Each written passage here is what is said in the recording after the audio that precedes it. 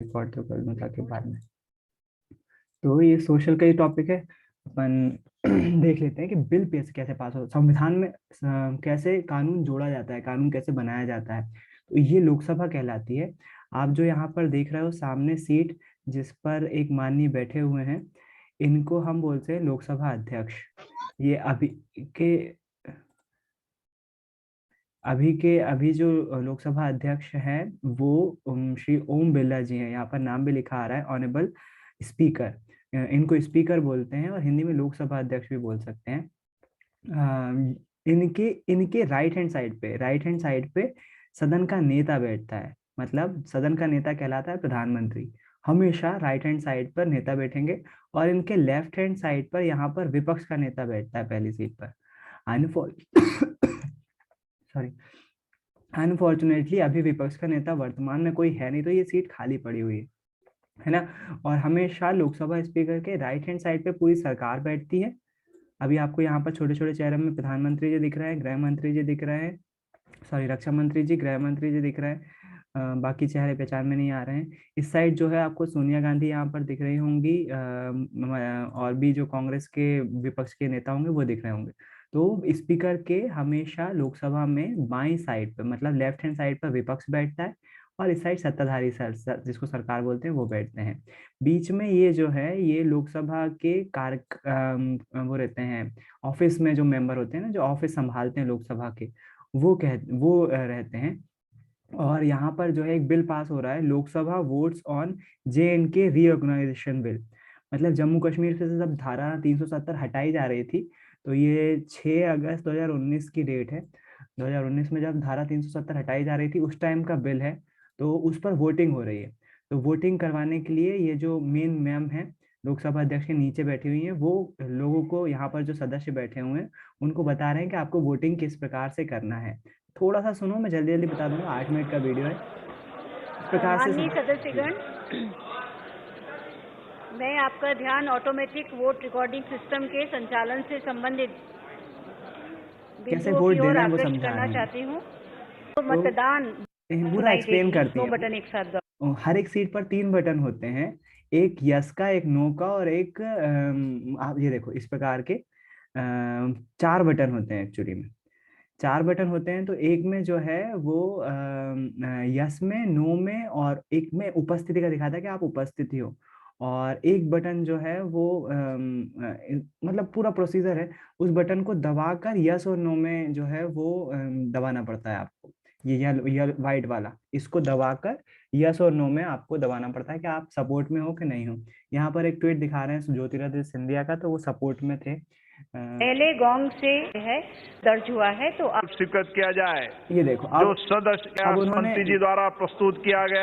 पहले उन्होंने जो हमारी लोकसभा की कार्यकारी वो थी अध्यक्ष, मतलब कार्यकारी अध्यक्ष नहीं, जो मैम बैठी हुई थी जो उनका ऑफिस संभालती हैं, उन्होंने बता दिया कि आपको वोटिंग कैसे करना है। अब बात आई ओम बिरला जी की।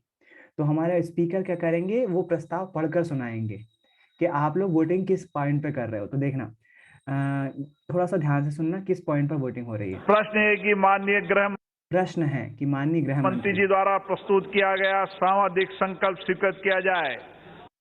वो रहे, प्रश्न है आप सभी से पूछा जा रहा है कि माननीय गृह मंत्री ने जो प्रस्ताव दिया उसको मान्य किया जाए, हाँ या ना में। जो सदस्य इसके पक्ष में हाँ गए, जो विरोध में ना गए।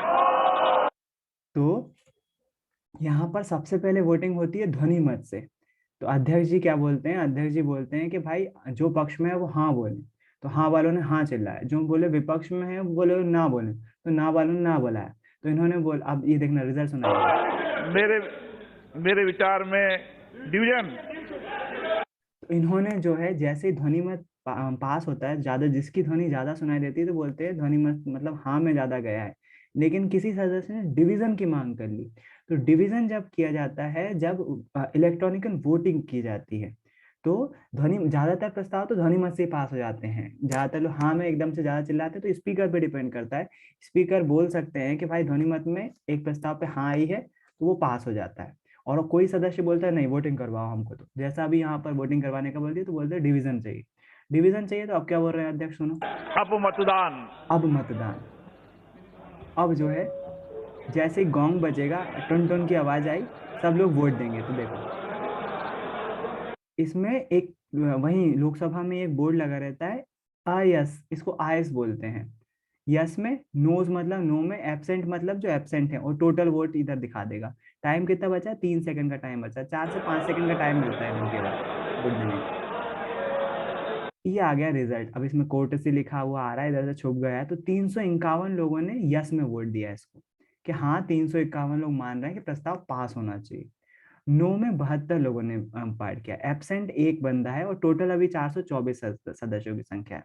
जबकि आप जानते ये हो कि लोग एब्सेंट क्या चीज है?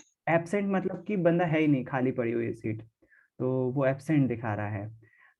टोटल 424 सदस्य संख्या बता रहा है, जबकि आपको मालूम है कि अभी वर्तमान में लोकसभा सदस्य संख्या 545 है ना। तो ये 424 क्यों दिखा रहा है? क्योंकि कहीं के चुनाव अभी होंगे नहीं, कई लोग उपस्थित नहीं होंगे उस टाइम, कई की बीमारी होगी, कई इस दौरान अनफॉर्चुनेटली उनकी डेथ हो गई होगी, तो उनकी सीट खाली होगी।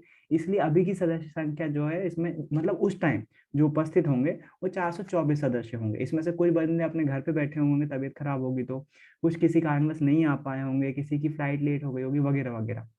वैसे 545 सदस्य संख्या है अभी। तो 424 में से 351 वोट मिल गए पक्ष में। पक्ष में मिल गए मतलब प्रस्ताव पास हो गया। मोदी का चेहरा दिखा रहा है इधर। पता नहीं ये ट्वीट क्यों लग दिया इधर, इसको हटा क्यों नहीं रहे हैं। 351 पक्ष में, हाँ अब दिखाया बड़ा, ये मोदी जी बैठे हुए हैं, हमारे प्रधानमंत्री जी। ये है 351 पक्ष में आए हैं, 72 लोगों ने नहीं बोला है। और अब इसमें से कुछ बंदों के बटन काम नहीं करे होंगे, तो उनको मौका मिलेगा कि आप अपना वोट पर्ची से दे दो। तो वो चलती रहेगी प्रोसेस, लेकिन यही बड़ा चीज यही कहलाती है। 351 ने पक्ष में बोल दिया ना, तो अब कोई सवाल ही नहीं उठता है। बहुमत में है सरकार, सरकार ने बोल दिया है, 2/3 से पास हो गया बिल, मतलब यहाँ पर लोकसभा से पास कर दिया गया है वो बिल। बिल जो है उसको विधेयक बोलते हैं, और वही बिल जब पास हो जाता है और राष्ट्रपति के साइन हो जाते हैं, तो वो कानून बन जाता है ना, संविधान में दर्ज हो जाता है वो कानून। तो ये लोकसभा में Similar पास has हुआ है। happened of 420 अब raised. ये एक Nevertheless, सिंपल सी प्रोसीजर थी लोकसभा की, कि लोकसभा में कैसे बिल पास होता है। जब भी कोई बिल पास होता है, तो सबसे पहले बिल, उसको बिल बोला जाता है, हिंदी में अध्यादेश बोलते हैं, विधेयक बोलते हैं, सॉरी विधेयक बोलते हैं। और वो विधेयक जब पास हो जाता है तो लोकसभा से राज्यसभा में जाता है, और राज्यसभा दोनों सदनों से पास हो जाता है तो फिर राष्ट्रपति के पास जाता है। राष्ट्रपति के पास जाने के बाद देखना, यही बिल देखो राज्यसभा में कैसे पास हुआ था, मैं यूट्यूब पे दिखा देता हूँ। यही बिल राज्यसभा में कैसे पास हुआ था। तो आपको थोड़ा सा लगेगा कि लोकसभा क्या होती है और राज्यसभा क्या होती है। आपने अभी शायद अगर सीटों का कलर देखा होगा आपने लोकसभा का, तो ग्रीन था, वही चीज राज्यसभा में देखना। जम्मू कश्मीर, अरे रे, जम्मू कश्मीर रीऑर्गेनाइजेशन बिल इन राज्यसभा वोटिंग। तो आपको अलग ही समझ में आ जाएगा कि राज्यसभा कैसी होती है। ये है राज्यसभा की वीडियो, 4 मिनट का वीडियो है केवल। मंत्री जी, I shall put first. Colour में फर्क दिख रहा है, उसमें ग्रीन चेयर पे बैठे हुए थे, तो वो लोकसभा थी। ये राज्यसभा है, यहाँ पर चेयर पर ऑनरेबल चेयरमैन बैठते हैं, और ये देश के उपराष्ट्रपति कहलाते हैं। उपराष्ट्रपति ही चेयर पर बैठते हैं। तो अब देखो कैसे प्रोसीडिंग The होती है statute voting की। resolution moved by Sri Alamaram Karim. Absent. मैं आगे बढ़ा दे रहा Rest हूँ। of the bill. Class 2 to 4 stand part of the bill. Those in favor will please raise their hands and say aye. Those against will please raise their hands and say no. तो यहाँ पर फिर से yes और no में voting की गई, ध्वनि मत से ही प्रस्ताव हो गया, वोटिंग की I जरूरत think नहीं the है। ayes have it, the ayes have it. आई सेविट बोलते हैं जब, तो मतलब ध्वनि मत से ही प्रस्ताव पास हो गया है। आइस आइस आयस आयस बोलते हैं उसको, शॉर्ट में आइस बोल देते हैं, है वो आयस, आयस, है ना। तो वो उसको पूरा कंबाइंड रूप से आइस बोल दे रहे हैं, आइस। तो आइस हैविट, तो पहले इन्होंने पढ़ के बोला कि ये प्रस्ताव लाया गया है, पास करना है कि नहीं। ध्वनि मत में जो यस में बोले वो यस बोले, सबने आइस बोला। कुछ नो में बहुत कम बोला, तो बोले ध्वनि मत से ही प्रस्ताव पास हो गया, वोटिंग की जरूरत नहीं है। किसी ने डिवीजन मांगा भी नहीं, क्योंकि बहुत कम उस टाइम सदस्य मौजूद होंगे। तो उन्होंने ध्वनि मत से ही प्रस्ताव, तो 2 प्रकार से ये प्रस्ताव पास होते हैं। जब राज्यसभा से पास हो जाएगा तो अब राष्ट्रपति जी के पास जाएगा। इससे पहले भी ये बिल्कुल आखिरी प्रोसीडिंग है जब वोटिंग की जाती है किसी बिल पर। उसके पहले भी बहुत लंबी प्रोसीडिंग है जिसकी चर्चा मैं क्लास में कर चुका हूँ कि किस प्रकार से समिति को भेजा जाता है, समिति उस पर 6 महीने काम करती है, फिर से उसकी चीजें अलग अलग करती है। तो वो मैं बता चुका हूँ क्लास में, केवल अभी दिखाना था क्योंकि देखने में बहुत फर्क आ जाता है। मैं 2 मिनट अब आपकी साइंस की बुक निकाल लूँ, हिस्ट्री की।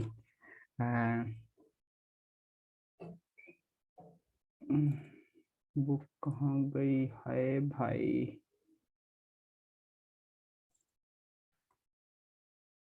सोशल हिस्ट्री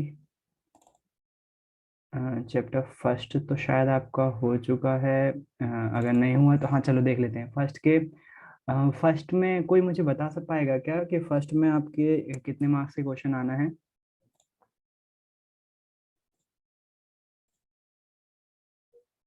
2 ऑब्जेक्टिव आने हैं। बस ऑब्जेक्टिव आने, तो चलो ऑब्जेक्टिव पॉइंट ऑफ व्यू से एक बार पढ़ लेते हैं। यूरोप में राष्ट्रवाद का उदय। मैं जो जो चीजें बोलूंगा ना वो थोड़ी सी जरूरी है। ये पिक्चर आपकी बुक में थोड़ा सा उटपटांग दिख रही होगी, लेकिन यहाँ पर थोड़ा सा क्लियर दिखती है। बीच में जो है वो ईशा मसीह बने हुए, मतलब जीसस क्राइस्ट बने हुए, उनके साथ साथ अप्सराएं हैं और ये सारी देवी देवता हैं। इस पिक्चर को जो है वो फेडरिक सरियो ने बनाया हुआ है और ये दिखा रहा है ये न्याय की देवी हैं जो फ्रांसीसी वो माने जाते हैं, मरियम जो माने जाते हैं। यहाँ पर देशों की कतार लगी हुई है। देश जो है यहाँ पर जो एक पास कर गई है वो दिखा रहा है कि अमेरिका ऑलरेडी पास कर चुका है। धीरे धीरे जो है वो जर्मनी उसके पास आ रहा है, फ्रांस उसके ऊपर ही, मतलब फ्रांस वहीं पर है। धीरे धीरे और भी कंट्रीज जो है लाइन लगाए हुए हैं, काय के लिए? लोकतंत्र की प्राप्ति के लिए। ये डायग्राम दिखा रहा है और यहाँ पर नीचे जमीन पर राजशाही प्रतीक चिन्ह पड़े हुए दिख रहे हैं, कुछ मुकुट हैं, कुछ बेड़िया वगैरह है, कुछ हार वगैरह है, वगैरह वगैरह बहुत सारी चीजें पड़ी हुई हैं जो राजशाही को खत्म होना दिखाती हैं। पहला ही डायग्राम है कि राजशाही खत्म हो रही है और सॉरी, राजशाही खत्म हो रही है और लोकतंत्र की तरफ ये देश सभी बढ़ रहे हैं। तो फ्रेडरिक सरियो ने 4 चित्रों की सीरीज बनाई थी। यहाँ पर एक निरंकुशवाद होता शब्द आता है। निरंकुशवाद मतलब कि ऐसा शासक जो कि अपनी तानाशाही करता हो, खुद की चलाता हो, किसी और की ना सुनता हो। ऐसी सरकार भी हो सकती है और किसी का शासन भी हो सकता है ना। उसके बाद आता है कल्पनादर्श यूटोपिया। यूटोपिया जो है वो कल्पनादर्श एक ऐसे, जैसे अपन हिंदू माइथोलॉजी में राम राज्य पढ़ते हैं ना, वही यूरोप में कल्पनादर्श यूटोपिया कहलाता है। राम राज्य मतलब कि जहाँ सब सुखी हैं, कोई दुखी नहीं है, सब अपना अपना खुश होके काम कर रहे हैं, किसी को कोई दुखी नहीं हो। तो ऐसा होना पॉसिबल नहीं है, रियल लाइफ में ऐसा होना पॉसिबल नहीं है। तो वही राम राज्य जो है यूरोप में कल्पनादर्श या फिर यूटोपिया कहलाता है। एक ऐसे समाज की कल्पना जो इतना आदर्श है कि उसका साकार होना लगभग असंभव हो जाता है, तो यूटोपिया बोलते हैं उसको। अपन हिंदू माइथोलॉजी में उसको राम राज्य बोलते हैं, जहाँ सब सुख है, कोई दुखी है ही नहीं। तो ऐसा पॉसिबल नहीं है। रियल लाइफ में, प्रैक्टिकल लाइफ में दुख सुख दोनों चलते रहते हैं, आप सभी जानते हैं ये चीज। यहाँ पर जो है फिर उसके बाद आता है अंश रेनन। इन्होंने जो है वो एक तरह से राष्ट्र को परिभाषित किया था। तो वो तो ज्यादा इम्पोर्टेंट नहीं है, लेकिन यहाँ पर फ्रेडरिक सरियू के बारे में बात कर रहे हैं, ठीक है। जनमत संग्रह। जनमत संग्रह किसको बोलते हैं? एक प्रत्यक्ष मतदान जिसके जरिए एक क्षेत्र के सभी, जैसे शायद मैंने जम्मू कश्मीर की कहानी में आपको बताया था कि हमारे माननीय पूर्व प्रधानमंत्री जवाहरलाल नेहरू ने घोषणा कर दी थी कि जम्मू कश्मीर की जनता ये तय करेगी कि वो उसको भारत के साथ रहना है कि पाकिस्तान के साथ। जबकि बिसात बेच चुकी थी, लगभग सब कुछ तय हो गया था कि जम्मू कश्मीर को भारत में शामिल कर दिया, लेकिन फिर भी जनमत संग्रह उसी को बोलते हैं। लोग बाग तय करते हैं कि हमें कहाँ जाना है, हमको किस क्षेत्र में रहना है, उनके ऊपर डिपेंड करता है, उसको जनमत संग्रह बोलते हैं। फ्रांसीसी क्रांति और विचार। तो फ्रांसीसी क्रांति 1789 में हुई थी। एक क्वेश्चन तो यही बनता है, जब राजा को जो है वो हटा दिया गया था वहां के लोगों ने। और इसके बाद इसमें देखो ऑब्जेक्टिव है, तो क्यों ना अपन ऑब्जेक्टिव की प्रैक्टिस कर लें ज्यादा अच्छा। लेकिन एक बार बुक फटाफट देख लेते हैं क्योंकि कुछ चीजें आपको सिखाने लायक होगी, कोई कहानी होगी तो आपको हो सकता है थोड़ा सा इंटरेस्ट आ जाए भविष्य के लिए। पितृभूमि और नागरिक, ले ला पैट्रियल और ले सितोयन जैसे विचारों ने एक संयुक्त समुदाय के विचार पर बल दिया। अम, पितृभूमि मतलब कि जो उनको वहां से भूमि मिलती थी उनके पूर्वजों से, और नागरिक जैसे विचारों ने, नागरिक मतलब कि भाई एक देश में राजा ही क्यों इम्पोर्टेंट हो, उस देश में रहने वाला हर व्यक्ति इम्पोर्टेंट होना चाहिए ना। तो मेरे ख्याल से वही वहां पर से 1789 में उनका वो हुआ था। फिर उसके बाद तुमने सही में करो, बाल ये तो करो नहीं आता है, जब बाल को आता है जब प्राण होता नहीं है का। किसी और को मोबाइल दे दिया है क्या। अगला है नेपोलियन। नेपोलियन कब कौन था। जाहिर सी बात है उसमें सुधार जो है वो फ्रांस का ही एक सैनिक था पहले, और फिर उसके बाद उसने फ्रांस पर जो है वो, यहाँ पर एक जेकोबियन क्लब के बारे में बात आती है। तो जो जिन्होंने 1789 में फ्रांस को हटाया था वो जेकोबियन क्लब ही थे। जेकोबियन क्लब जो है उन्होंने जो है राजा को हटाने में मदद की थी और उनका शासन चल रहा था। उसके बाद फ्रांस में आता है नेपोलियन का शासन, क्योंकि वो जेकोबियन को भी खत्म कर देता है, मतलब वहां से उनको हटा देता है फोर्सफुली और जनता भी खुश नहीं थी जेकोबियन से। जेकोबियन कौन थे। जेकोबियन आम लोगों के ही सदस्य वो थे जिन्होंने राजा को हटाने के लिए मूवमेंट चलाया था। तो वो क्लब बन गए थे वहां पर, जैसे पार्टी बोल सकते हो आप, एक तरह से पार्टियां बन गई थी।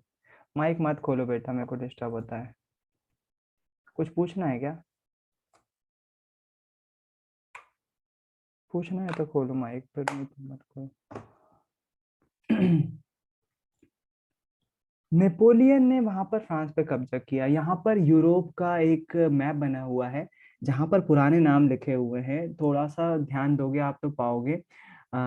यहाँ पर ग्रेट ब्रिटेन है, ग्रेट ब्रिटेन में ही यहाँ पर वेल्स भी है, नीचे दिख रहा है आपको। इंग्लैंड भी इसी को बोलते हैं, ग्रेट ब्रिटेन को ही। ऊपर स्कॉटलैंड है इसमें, और यहाँ पर आयरलैंड है।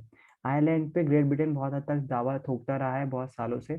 नीचे आपको दिख रहा है पुर्तगाल, स्पेन, मेन फ्रांस जिसने सब कांड किया, मतलब जहाँ पर लोकतंत्र शुरू हुआ। उसके बगल में यहाँ पर जो है वो ये जर्मनी कहलाता है। जर्मनी का ये पुराना नक्शा है। पुराना नक्शा होने के कारण से जर्मनी यहाँ पर जो है वो टूटा हुआ दिखाई दे रहा है। हाँ, फ्रांस के बगल में यहाँ पर जर्मनी है, ये जर्मनी जो है वो टूटा हुआ दिखाई दे रहा है। प्रशा एक पर्शिया जिसको बोलते हैं, पर्शिया एक राष्ट्र है, देश है। उसके पहले ये पुराना नक्शा है यूरोप का, इसमें बहुत सारी चीजें चेंज हो चुकी है वर्तमान में। स्वीडन ऊपर दिख रहा है, रूस दिख रहा है, पोलैंड दिख रहा है, ऑस्ट्रिया यहाँ पर दिख रहा है। ये ऑस्ट्रिया है, ऑस्ट्रेलिया नहीं है, मैं फिर से रिपीट कर दूं।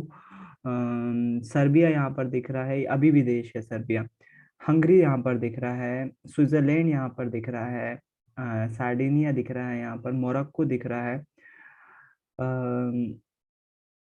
अजीब बात है यहाँ पर ऑटोमन साम्राज्य लिखा नहीं है। दो सिसिलियों का राजतंत्र दिख रहा है जो बाद में इटली बना, ये पूरा इटली है यहाँ पर। और ये वाला इलाका जो है वो यूनान ग्रीस जो लिखा हुआ है इन्होंने, ये जो है, हाँ ऑटोमन साम्राज्य लिखा तो है साफ साफ। हाँ, बहुत बड़ा था ये लिखा हुआ ऑटोमन साम्राज्य, वही मैं ढूंढ रहा था। ऑटोमन साम्राज्य जो है ये बहुत बड़ा साम्राज्य है, और इम्पोर्टेंट है किस मायने से, क्योंकि ऑटोमन साम्राज्य जो है वो इस्लाम धर्म का साम्राज्य था। तो इस्लाम धर्म में था, और इसके बाद जब अंग्रेजों ने, फिर पहले यहाँ फ्रांस वगैरह जर्मनी में यहाँ नाटक का चलता रहा, फिर उसके बाद ऑटोमन साम्राज्य को भी इन्होंने तोड़ दिया। ऑटोमन साम्राज्य अब बहुत सारे देशों में टूट गया है, अभी वर्तमान में भी बहुत सारे देश हैं। 1804 की नागरिक संहिता, जिसे आमतौर पर नेपोलियन संहिता के नाम से जाना जाता है, तो ये यहाँ पर 1804 का जो है वो नेपोलियन ने संहिता लाई थी, एक नियमों का कानून का वो था, और इतने अच्छे नियम थे कि आज भी कई नियम जो है वो फ्रांस के लोग उसको शामिल किए गए हैं अभी भी। तो नेपोलियन संहिता जो आई थी 1804 में आई थी, इस पे भी ऑब्जेक्टिव बनता है। यहाँ चित्र दिया हुआ है वियना कांग्रेस 1815। ये जो चित्र है ना, ये नेपोलियन के हारने के बाद का है। वियना कांग्रेस में जो है वो प्रशा, रूस, ऑस्ट्रिया और एक और देश था, देख रहे हैं अभी नाम आ रहा है। तो वियना कांग्रेस में उन्होंने नेपोलियन को हराने के लिए वियना कांग्रेस की थी उन्होंने संधि की थी आपस में वो उन्होंने। इसके बाद है ये जर्मन, जो हमारी फ्रांस की सेना जर्मनी में जबरदस्त लोग, मतलब जबरदस्ती का लोकतंत्र देना चाह रही थी। ये डायग्राम उसी को दिखा रहा है कि फ्रांस जो है, जर्मनी में क्या था, जर्मनी में छोटे छोटे राज्यों में बटा हुआ था और वहां पर राजतंत्र से खुश थे लोग बाग। तो फ्रांस के सैनिक जबरदस्ती घुसते हैं और वहां पर जो है वो लोगों को लोकतंत्र, जबरदस्ती लोकतंत्र करवाते। तो यहाँ पर ये चित्र बताता है कि भाई ठीक है, लोकतंत्र आप मानते हो, सही है, लेकिन आप जबरदस्ती कैसे ठोक सकते हो?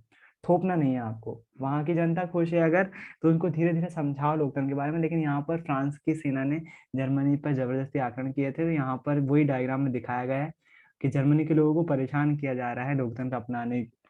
और इन्होंने बीच में लिखा हुआ है, यहाँ पर जर्मनी शब्द में बोर्ड लगा हुआ है, उसका अर्थ है हमसे आजादी और समानता ले लो, ये मानवता का आदर्श रूप है। तो मतलब एक तरह से थोप रहे थे लोकतंत्र फ्रांस के लोग जर्मनी में। इस चित्र की बात कर रहा था मैं, नेपोलियन का डायग्राम है। और इस नेपोलियन के डायग्राम में जो है, राइनलैंड का डाकिया लाइप्सक से अपना आते हुए सब कुछ गवा देता है। तो नेपोलियन को हराने के लिए तीन देश जो है वो आपस में संधि करते हैं और उसको हरा देते हैं लाइप्सिक की लड़ाई में। लाइप्सिक की लड़ाई ऑब्जेक्टिव बनता है कि नेपोलियन को किस लड़ाई में हराया गया था। तो 1813 में हारा था लाइप्सिक की लड़ाई में, फ्रांस से लौटते हुए डाके के रूप में दिखाया गया है। और उसके जो चिट्ठियां गिर रही है ना, ये उसके देशों के नाम है जो हारता जा रहा था। तो ये नेपोलियन के बारे में है। और यहाँ पर यार इसके हराने के पीछे की कहानी नहीं लिखी है क्या? आगे आएगी, शायद आगे आएगी, यूरोप में राष्ट्रवाद का निर्माण में आएगी। तो इसमें आना चाहिए, वियना कांग्रेस का है क्या? अभी नहीं आया।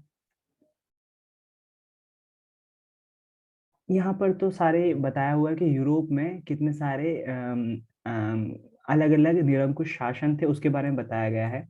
हैप्सबर्ग साम्राज्य इसमें एक नया वो दिखता है थोड़ा सा। हैप्सबर्ग साम्राज्य में लंबाडी और वेनेशिया जैसे इतालवी भाषी प्रांत थे। एकदम समझ में नहीं आएगा, ये बहुत थोड़ा सा लंबा चैप्टर है। हाँ, यहाँ पर ऑब्जेक्टिव की भरमार है। 1897 में नेपोलियन का इटली पर हमला, नेपोलियाई युद्धों की शुरुआत 1797 में। जो 1814-15 में नेपोलियन का पतन, वियना शांति संधि। वियना शांति संधि क्या हुई थी अभी आने वाली है, थोड़ी सी आगे पता चलेगा। वियना मतलब वही नेपोलियन को हराने वाले वियना कांग्रेस संधि कहलाती है। 1821 में जो है यूनानी स्वतंत्रता के लिए संघर्ष क्रांति हुआ। 1848 में फ्रांस में फिर से क्रांति होती है और जो है वो बगावत कर देते हैं वहां के लोग। 1848 में, 1789 में तो हुई थी। और फिर उसके बाद इटली का एकीकरण है और जर्मनी का एकीकरण है। तो सन पूछे जाते हैं। इटली का एकीकरण कब हुआ? तो 1859 से 1870 के बीच में। तो 1870 लास्ट है। जर्मनी का एकीकरण कब हुआ? 1871। ये प्रोसेस चली 4 साल 5 साल जो है वो लग गए उसको एकीकरण में। 1905 में हैब्सबर्ग और ऑटोमन साम्राज्य में स्लाव राष्ट्रवाद मजबूत होता है। तो ये बहुत कम आता है, लेकिन हाँ, इटली का एकीकरण कब हुआ, जर्मनी का एकीकरण कब हुआ, ये जरूरी है। फ्रांस की क्रांति ये वाली दूसरी क्रांति है, पहली वाली 1789 में है। फिर उसके बाद कुलीन वर्ग और नया मध्य वर्ग, धीरे धीरे वहां पर जो मध्य वर्ग था वो थोड़ा सा समझदार हो रहा था फ्रांस में।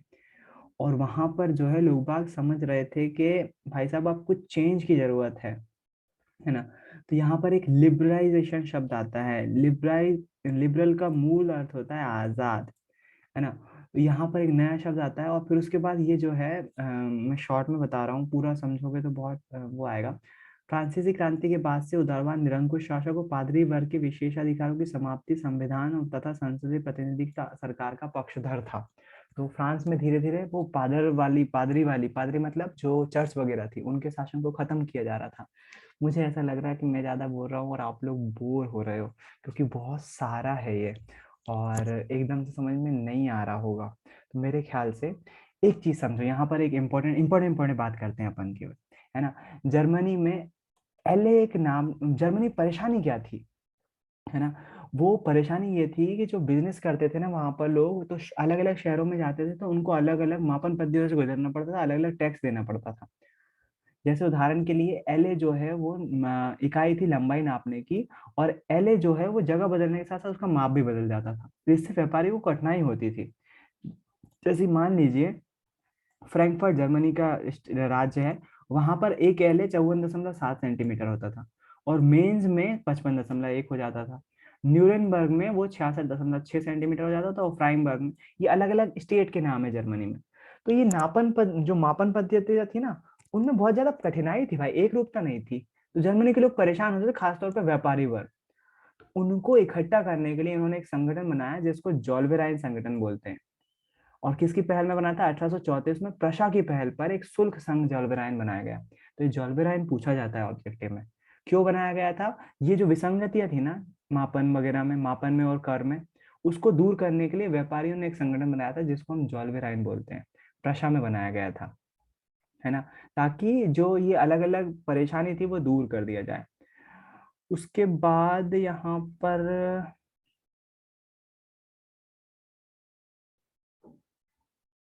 ये वाला ऑब्जेक्टिव था 1815 में। ब्रिटेन, रूस, प्रशा और ऑस्ट्रिया, ये चार चार देश थे, सॉरी 3 बोल रहा था मैं, 4 देश थे, ब्रिटेन, रूस, प्रशा और ऑस्ट्रिया। इन चारों ने मिलकर नेपोलियन को हराया था। और अब जब नेपोलियन से जीत गए थे, तो अब जो जगह जीती उसको बांटना भी तो पड़ेगी ना।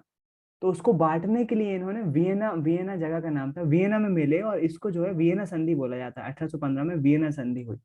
इसमें क्या क्या हुआ, जो भी नेपोलियन से राज्य जीते थे ना, उनको उन्होंने अपने चारों चारों में बांट लिए। देखना क्या क्या हुआ। वियना संधि तैयार की जिसका उद्देश्य कई सारे बदलाव को खत्म करना था जो नेपोलियन युद्ध के दौरान हुए थे। नेपोलियन ने बहुत सारे बदलाव किए थे और वियना संधि का उद्देश्य था जो भी बदलाव नेपोलियन ने किए उनको हटाओ और जो क्षेत्र जीता है उसको बांटो अपने आपस में। फ्रांसीसी क्रांति के दौरान हटाए गए बूर्बो वंश को सत्ता में बहाल किया गया। तो जो फ्रांस में से बूर्बो वंश हट गया था ना, जो राजा को हटा दिया गया था, उसको वियना संधि के बाद वापस ला दिया गया। बूर्बो वंश के ये बूर्बो वंश पूछा जाता है यार, फ्रांस में किस वंश का शासन था? बूर्बो। जैसे अपने यहाँ अपन बोलते हैं ना कि फलाना चंद्रगुप्त मौर्य वंश, पृथ्वीराज चौहान वंश, है ना, मुगलों को बोला जाता है। तो वैसे ही फ्रांस में जिसका शासन को बूर्बो वंश बोलते हैं। ये ऑब्जेक्टिव में आ सकता है। फ्रांस को ने उन इलाकों को खो दिया जिन पर कब्जा उसके नेपोलियन के अधीन किया गया था। फ्रांस की सीमाओं पर कई राज्य कायम कर दिए गए ताकि भविष्य में फ्रांस विस्तार न कर सके। अतः उत्तर में नीदरलैंड का राज्य स्थापित किया गया जिसमें बेल्जियम शामिल था और दक्षिण में पिडमॉन्ट में जेनोवा जोड़ दिया गया। प्रशा को उसको पश्चिमी सीमा, मतलब ये दिखाया गया है कि उन चारों ने कैसे कैसे जो जीता था उसको कैसे कैसे बांटा और फ्रांस पे थोड़ी सी पाबंदी लगाई ताकि फ्रांस आगे ना बढ़ सके। मगर नेपोलियन ने 39 राज्यों का जो जर्मन महासंघ स्थापित किया गया था ना, उसको बरकरार रखा गया। जर्मनी जो है वो टुकड़ों में बटा हुआ था, नेपोलियन ने उन सबको एकीकरण किया। तो इस पे भी ऑब्जेक्टिव आता है, ये जर्मनी का एकीकरण का श्रेय किसको दिया जाता है? तो नेपोलियन बोनापार्ट को, नेपोलियन को दिया जाता है। उसने 39 राज्यों को मिलाकर जर्मनी महासंघ बनाया था। तो वो उसको कंटिन्यू किया गया, उसको नहीं छेड़ा उन्होंने, क्योंकि वो फायदे कर रहा था।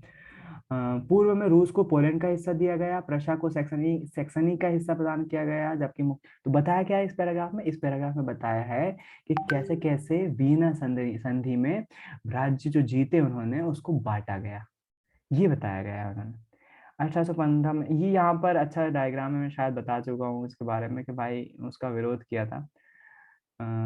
चिंतनों का क्लब 1820 के आसपास बनाया गया एक चीज, जहाँ पर भाई किसी को बोलने नहीं दिया जा रहा है और बोल रहा है कि भाई इकट्ठा हो लेकिन चल एक बंदे की रही है। तो वो चित्र बनाया, व्यंग्य चित्र है, क्रांतिकारी। तो यहाँ फोटो है कुछ, उन फोटो के नाम पता होना चाहिए, कौन से ग्रुप की स्थापना करी वो पता होना चाहिए। यहाँ पर है ज्यूसेppe मैज़िनी और इन्होंने 1833 में यंग यूरोप की स्थापना की थी, तो ये पता होना चाहिए। यंग यूरोप और यंग इटली, 2 संगठन की स्थापना की थी इन्होंने। किसने? ज्यूसेppe मैज़िनी ने। तो ज्यूसेppe मैज़िनी का नाम बहुत फेमस है, इटली के क्रांतिकारी थे और इन्होंने यंग यूरोप और यंग इटली की स्थापना की थी। पहला था यंग यूरोप और यार यंग यूरोप ही दिख रहा है इसमें, यंग इटली क्यों नहीं दिख रहा? 2 संगठनों की स्थापना की थी उन्होंने। यंग इटली लिख तो रहा है यहाँ पर। पहला था मरसोई में यंग इटली, दूसरा बर्न में यंग यूरोप। तो ये जैसे अपने यहाँ भगत सिंह बोले जाते हैं ना क्रांतिकारी, वैसे इटली के क्रांतिकारी का नाम था ज्यूसेppe मैज़िनी, है ना। तो ये याद रखिए, अपने तो याद रखने पड़ेंगे, दूसरों को भी याद रखना पड़ता है। कई बच्चों को ऑब्जेक्शन होता है इसमें, क्यों हमारे कम है क्या जो उनको उनको भी याद करवा रहे हो? और क्यों याद करवा रहे हो? ऐसा क्या खास किया था? भगत सिंह तो हमारे अपने हैं, उनने हमको आजाद करवाया, हमको इनसे क्या मतलब? इटली को आजाद करवाया करवाया होगा, हमको क्या लेना देना है इसमें? एक्चुअली ये पढ़ाना जो है उस वाक्य का विस्तार है जिसमें हम बोलते हैं ना कि हमारी खुद की गलती करने पर, सीखने पर हमको बहुत टाइम लग जाएगा आगे बढ़ने में। एक सेंटेंस बोलते हैं ना कि यदि हम दूसरों की गलती से सीखते हैं ना तो ज्यादा अच्छा है। हम बहुत जल्दी आगे बढ़ते हैं और वो गलती दोबारा नहीं दोहराते हैं ना, तो हम आगे सक्सेस मिलती जाती है, बढ़ते जाते हैं सक्सेस के मार्ग पर। लेकिन उसी वाक्य को ये आगे बढ़ाता है कि भाई आप अपने शहीदों के बारे में पढ़ रहे हो, अच्छी बात है, कोई बुराई नहीं है उसमें, लेकिन अगर बाहर की हिस्ट्री के बारे में पढ़ोगे, बाहर की गलतियों के बारे में पढ़ोगे, तो शायद आपको आगे बढ़ते टाइम वो गलतियां नहीं करोगे जो ऑलरेडी पहले कर चुके हैं लोग बाग। तो वो इतिहास में गलती दोहराना, इतिहास माफ नहीं करता है अगर दोबारा गलती दोहराई जाती है ना। तो उसी का एक और वो परिणाम भी आप देखोगे कि पृथ्वीराज चौहान ने मोहम्मद गौरी को, बोला जाता है 16-17 बार लड़ाई में हराया, लेकिन फिर भी हर बार माफ कर दिया, और आखिरी बार आखिरी लड़ाई में जो है मोहम्मद गौरी ने उसको, पृथ्वीराज चौहान को जो है वो मार दिया था। तो मुझे नहीं लगता भारत अब कैसी अब इतिहास में फिर से वो गलती दोहराई जाएगी। एक बार दो बार माफ किया जा सकता है, लेकिन अब मुझे नहीं लगता कि अब इतनी बार माफ किया जाएगा किसी दुश्मन को। तो वही चीज है, वह इसलिए पढ़ते हैं अपन। तो ये पूरा के पूरा चैप्टर इसलिए लगाया गया है कि कैसे फ्रांस आजाद हुआ, कैसे वहां पर लोकतंत्र आया, इटली कैसे आजाद हुआ। तो ये है। यहाँ पर एक फेमस क्वाट आता है, मेटरनिख ने एक बार कहा था, मेटरनिख जो था वो मेटरनिख जहां तक है किसी राज्य का राजा था।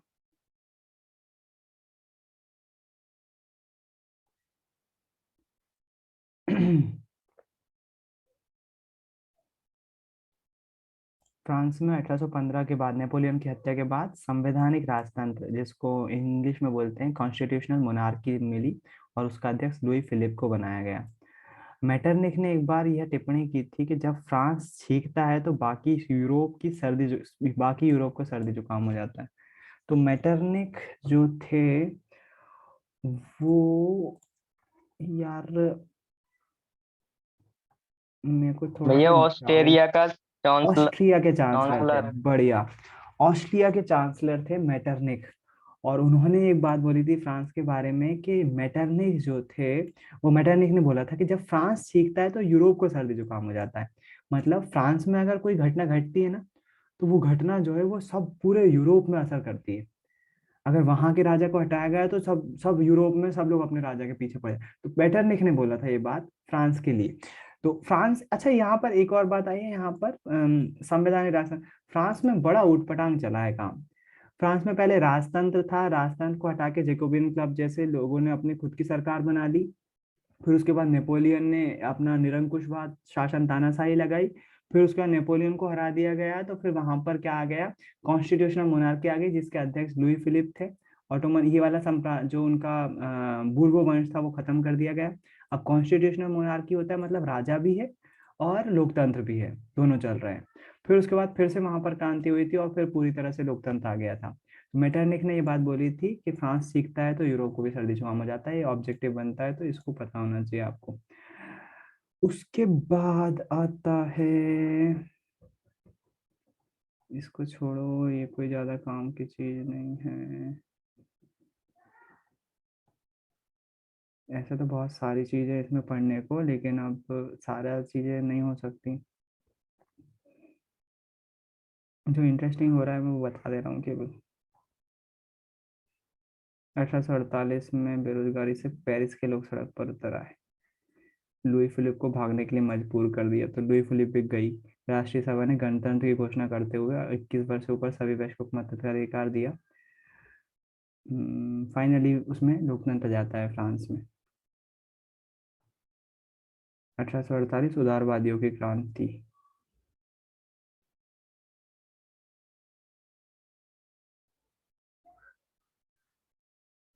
ये जर्मनी की संसद है, फ्रैंकफर्ट संसद।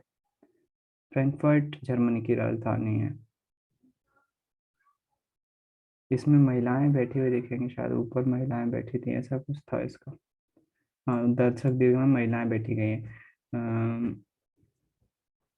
उनको वोटिंग राइट्स नहीं थे वहां पर पहले, फिर उसके बाद इसमें दिखाया गया कि भाई नहीं, महिलाओं को भी सम्मान करते हैं, बाद में वोटिंग राइट्स भी मिले उनको। जर्मनी और इटली का निर्माण, तो जर्मनी का पहला राजा जो था वो यहाँ पर आएगा। 18 जनवरी 1871 की सुबह बेहद बेहद ठंडी थी। जर्मन के राजकुमार, सेना के प्रतिनिधि, प्रमुख मंत्री ऑटो वान बिस्मार्क समेत प्रशा के महत्वपूर्ण मंत्रियों की बैठक में वर्साय के बेहद ठंडे शीश महल में हुई। सभा ने प्रशा के काइजर विलियम प्रथम के नेतृत्व में नए साम्राज्य की घोषणा करी। और यहाँ पर ये लिखा हुआ है, जर्मन का पहला राजा वर्साय 1871 में वर्साय समारोह, प्रशा के राजा विलियम प्रथम को जर्मनी का सम्राट घोषित किया गया। 1871 में प्रशा ने जर्मनी को हराया और जर्मनी पर कब्जा कर लिया। जर्मनी के राजा जो है वो विलियम प्रथम को, प्रशा के राजा विलियम प्रथम को जर्मनी का राजा घोषित किया गया। और 1871 में आजाद हुआ वो, है ना। कॉन्स्टिट्यूशनल मोनार्की आ गई, फिर धीरे धीरे वहां पर भी प्रशा ने धीरे धीरे लोकतंत्र के लिए काम किया वहां पर। इटली का जो क्रांतिकारी है वो एक जूते लिए क्रांतिकारी का फोटो है, ये गैरिबाल्डी। सार्डिनिया पिडमॉन्ट के राजा विक्टर एमल डोको इटली का, इटली भी की भी नाटक वही था। इटली भी जो है, ये देखो इटली का नक्शा है, ये इतने सारे देशों में बटा हुआ था इटली। ये इटली का नक्शा है, 2 सिसिलियों का राजतंत्र। यहाँ पर जो है वो एकीकरण की परेशानी थी, तो यहाँ पर फिर उसके बाद जो है वो यहाँ पर सन लिखे हुए हैं। 1858 में ये था,